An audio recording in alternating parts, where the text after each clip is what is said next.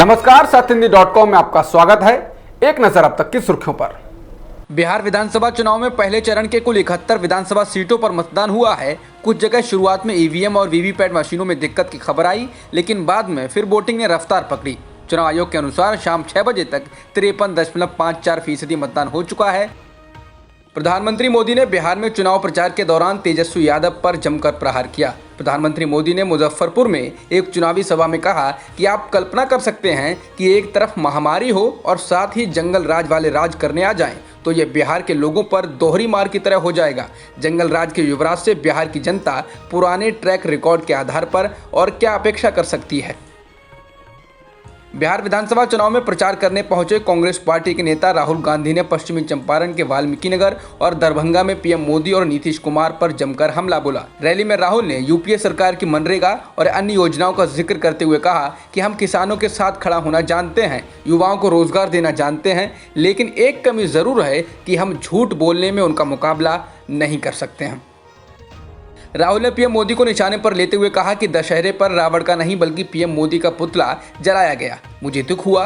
आमतौर पर दशहरे के दिन रावण, कुंभकर्ण और मेघनाथ के पुतले फूके जाते हैं, लेकिन पंजाब के किसानों ने इस बार पीएम मोदी, अंबानी और अडानी का पुतला जलाया। ऐसा पूरे पंजाब में देखने को मिला। ऐसा इसलिए हुआ क्योंकि किसान मोदी से नाराज हैं।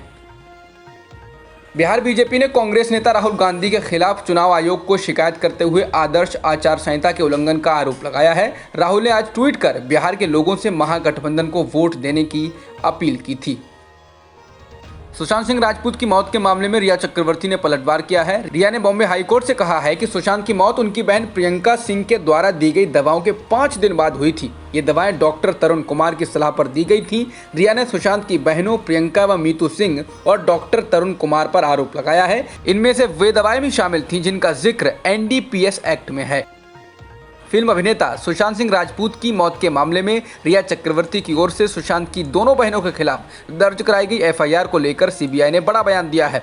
सीबीआई ने कहा ये एफआईआर कानून के हिसाब से गलत है। एफआईआर में रिया ने कहा था कि दोनों बहनों ने सुशांत के लिए फर्जी दवाओं के पर्चे से गलत दवाएं खरीदी। उत्तर प्रदेश में नवंबर के शुरुआती दिनों में होने वाले राज्यसभा चुनाव से पहले बहुजन समाज पार्टी को बड़ा झटका लगा है। बुधवार को बसपा की ओर से प्रत्याशी रामजी गौतम के 10 प्रस्तावकों में से 5 ने अपना प्रस्ताव वापस ले लिया है। ऐसे में अब रामजी गौतम की उम्मीदवारी पर संकट खड़ा हो गया है। इन 5 प्रस्तावकों ने बुधवार सुबह ही समाजवादी पार्टी के मुखिया अखिलेश यादव से मुलाकात की थी, जिसके बाद अब बसपा में बगावत के सुर दिखाई देने लगे हैं। इसके अलावा 2 और विधायकों को लेकर चर्चा है कि वे मायावती के खिलाफ जा सकते हैं। कोरोना वायरस के बीच कॉन्टैक्ट ट्रेसिंग के लिए इस्तेमाल के लिए केंद्र सरकार की ओर से आरोग्य सेतु ऐप को बढ़ावा दिया गया। चूंकि आरोग्य सेतु ऐप की वेबसाइट कहती है कि इसे नेशनल इन्फॉर्मेटिक्स सेंटर और आईटी मंत्रालय ने डेवलप किया है, लेकिन इस ऐप को लेकर डाली गई एक आरटीआई में दोनों ने कहा है कि उनके पास इसकी जानकारी नहीं है कि इस ऐप को किसने डेवलप किया है। अब सूचना निकाय ने सरकार के गोलमोल जवाब पर नोटिस भेजा है।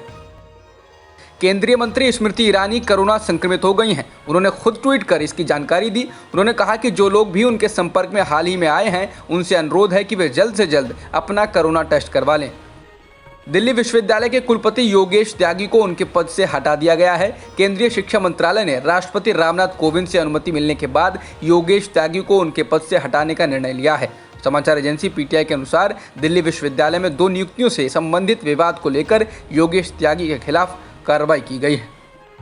जम्मू कश्मीर के पूर्व मुख्यमंत्री महबूबा मुफ्ती ने सूबे में राष्ट्रीय जांच एजेंसी यानी एनआईए द्वारा की गई छापेमारी के विरोध में बीजेपी पर निशाना साधा है। मुफ्ती ने कुछ देर पहले ट्वीट किया कि एनआईए ने श्रीनगर में मानवाधिकार कार्यकर्ता खुर्रम परवेज और ग्रेटर कश्मीर के कार्यालय पर छापामारी की है।